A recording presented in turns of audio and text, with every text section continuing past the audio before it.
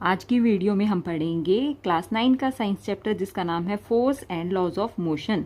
इसमें हम पढ़ेंगे फोर्स क्या होता है, बैलेंस्ड एंड अनबैलेंस्ड फोर्सेस क्या होते हैं, लॉज ऑफ मोशन जिसमें हम पढ़ेंगे first law of motion, second law of motion, third law of motion, and हम पढ़ेंगे इनर्शिया क्या होता है एंड मास क्या होता है। फर्स्ट हम पढ़ेंगे फोर्स क्या होता है। देखो, जब किसी ऑब्जेक्ट को पुश करते हैं या फिर पुल करते हैं तो उसकी पोजीशन में चेंज आ जाता है। ठीक है, तो किसी ऑब्जेक्ट को पुश करने या पुल करने पे उसकी पोजीशन में चेंज आना ही फोर्स कहलाता है। देखो, डेली लाइफ में हम बहुत सारी एक्टिविटीज़ ऐसी करते हैं जिनमें हमें ऑब्जेक्ट्स को पुश करना पड़ता है और पुल करना पड़ता है। ठीक है, देखो, जब हम पब्लिक प्लेस पे जाते हैं वहाँ पे जो डोर्स होते हैं वहाँ पर या तो पुश का साइन लिखा होता है या फिर पुल का साइन लिखा होता है और अकॉर्डिंगली हम डोर को पुश करते हैं या फिर पुल करते हैं। सेकेंड एग्जाम्पल है कि ये नॉर्मल स्प्रिंग है। ठीक है, और इस स्प्रिंग को जब हमने इस स्प्रिंग पे फोर्स लगाया है तो ये स्प्रिंग एक्सपेंड होगी। नेक्स्ट है बैलेंस्ड एंड अनबैलेंस्ड फोर्स, जिसमें फर्स्ट हम पढ़ेंगे बैलेंस्ड फोर्स। इस डायग्राम को देखो, ये बॉक्स है। ठीक है, इस बॉक्स को दोनों तरफ से इक्वल फोर्स लगाकर पुल किया जा रहा है। ठीक है, जितना फोर्स इस डायरेक्शन में लगाया जा रहा है बॉक्स को पुल करने के लिए, उतना ही फोर्स इस डायरेक्शन में लगाया जा रहा है बॉक्स को पुल करने के लिए। ठीक है, तो दोनों डायरेक्शन में इक्वल फोर्स है। तो इक्वल फोर्स होने की वजह से इस बॉक्स को अपनी पोजीशन से मूव नहीं किया जा सकता है। ठीक है, तो इस तरह के फोर्स को बोलते हैं बैलेंस्ड फोर्स। तो बैलेंस्ड फोर्स के बारे में जो अभी हमने डायग्राम की हेल्प से समझा वो सेम चीज यहाँ पर लिखी हुई है। अब हम पढ़ेंगे अनबैलेंस्ड फोर्सेस क्या होते हैं, इसको हम डायग्राम की हेल्प से समझेंगे। ये बॉक्स है। ठीक है, बॉक्स को दोनों तरफ से पुल किया जा रहा है विद डिफरेंट फोर्सेस। ठीक है, डिफरेंट फोर्सेस मतलब कि जितना फोर्स इस डायरेक्शन में लगाया जा रहा है बॉक्स को पुल करने के लिए, उससे कम या उससे ज्यादा फोर्स इस डायरेक्शन में लगाया जा रहा है बॉक्स को पुल करने के लिए। तो बॉक्स उस डायरेक्शन में पुल करेगा जिस डायरेक्शन से बॉक्स को पुल करने के लिए ज्यादा फोर्स लगाया जाएगा। तो इस तरह के फोर्स को बोलते हैं अनबैलेंस्ड फोर्सेस। नेक्स्ट हम पढ़ेंगे कि अगर बॉक्स को रफ फ्लोर पर स्मॉल फोर्स या फिर लार्ज फोर्स के साथ पुश किया जाता है तो फ्रिक्शन फोर्स किस तरह से वर्क करेगा। इसके दो केसेस हैं। फर्स्ट केस है कि अगर बॉक्स को रफ फ्लोर पर स्मॉल फोर्स के साथ पुश करते हैं तो बॉक्स अपनी पोजीशन से बिल्कुल भी नहीं हिलता। ठीक है, तो जो बॉक्स है वो मूव नहीं करेगा। क्यों मूव नहीं करेगा? क्योंकि जो फ्रिक्शन फोर्स है वो उस पुश की यानी कि उस फोर्स की डायरेक्शन से ऑपोजिट डायरेक्शन में वर्क करता है। ठीक है, अब इस डायग्राम में देखो, ये बॉक्स है और बॉक्स को इस डायरेक्शन में स्मॉल फोर्स लगा के पुश किया जा रहा है। तो स्मॉल फोर्स है तो जो बॉक्स है वो मूव नहीं करेगा। मूव इसलिए नहीं करेगा क्योंकि इस स्मॉल फोर्स से के ऑपोजिट डायरेक्शन में लार्ज फ्रिक्शन फोर्स वर्क कर रहा है। ठीक है, और जो ये फ्रिक्शन फोर्स है ये दो सरफेसेस के बीच में वर्क करता है। अब यहाँ पर दो सरफेस कौन सी है? यहाँ पर सरफेस है एक तो रफ फ्लोर, सेकंड है बॉक्स। ठीक है, तो इस वजह से स्मॉल फोर्स लगने पर जो फ्रिक्शन है वो ज्यादा हो जाता है और बॉक्स अपनी पोजीशन से मूव नहीं करता।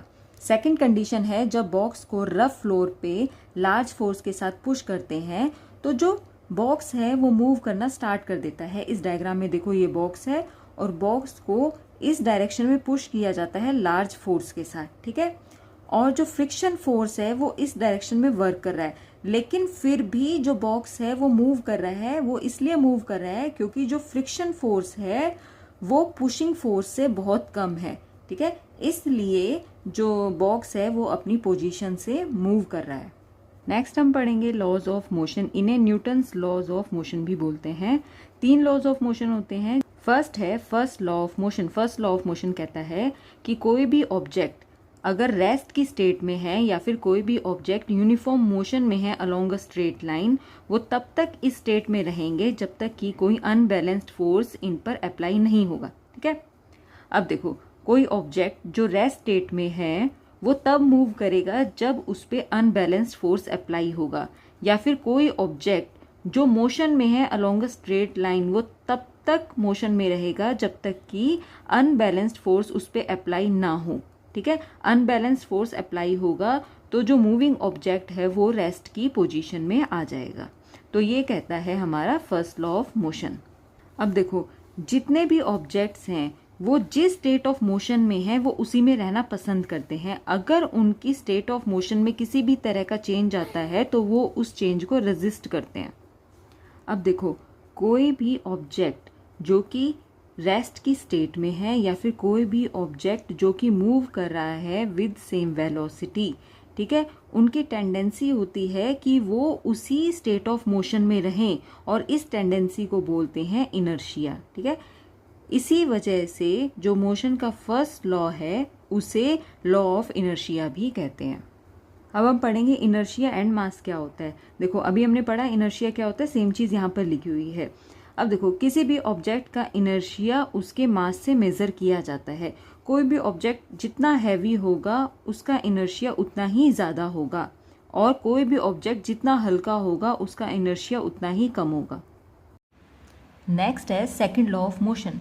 Second law of motion states that the rate of change of momentum of an object is proportional to the applied unbalanced force in the direction of force. इसको हम एग्जाम्पल की help से समझेंगे। देखो जब फील्डर फास्ट मूविंग बॉल को catch करता है तो उसके हाथ पीछे की तरफ चले जाते हैं। फील्डर के हाथ पीछे की तरफ इसलिए चले जाते हैं क्योंकि फील्डर टाइम को इंक्रीज कर देता है, जिससे फास्ट मूविंग बॉल की जो वेलोसिटी है वो ज़ीरो हो जाती है। तो वेलोसिटी ज़ीरो होने से बॉल का एक्सेलरेशन डिक्रीज हो जाता है, ठीक है, और जो फास्ट मूविंग बॉल है उसका इम्पैक्ट कम हो जाता है।